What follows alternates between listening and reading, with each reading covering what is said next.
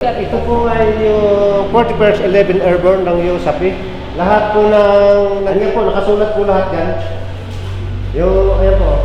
Lahat ng nagpara troopers po. Opo, ayan po. Ayan po. Lahat po yan, nakasulat po dito. Lahat po yan sa pader. Lahat po na nandito.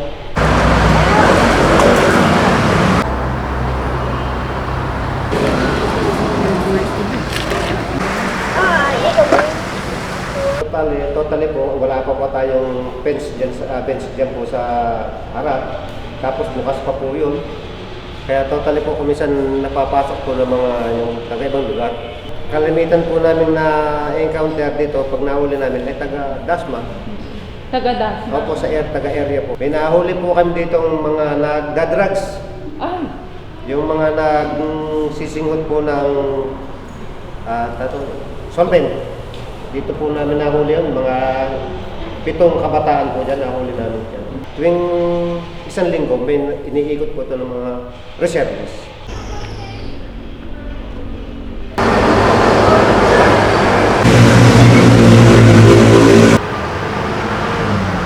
Kasi pagka nagbabandal dyan, kasi hindi naman na kami totally nakaka-focus.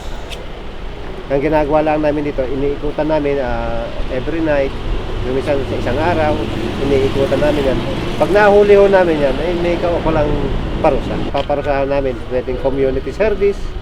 Pagka medyo malala, ay di palitan na lang nila yung kanilang sinira. Kasi kung po yan yung historical na po yan Andyan po kasi yung lahat na namatay na veterans simula 1940s. Ayan, andyan na po hanggang sa kasalukuyan, nandyan po nakasulat po dyan. Meron pa pong mga buhay sa... Meron pa po. Noong nag-anniversary po ng veterans, siguro mga almost nasa 20. Nabuhay po sila na puro naka-wheelchair na. Meron na pong isa, dalawa. Isang 102 at isang 101. Meron pong isang taga-Bataan kung pumupunta po rito para dito ganapin yung anniversary po ng yung 41st pa ng mga veterans.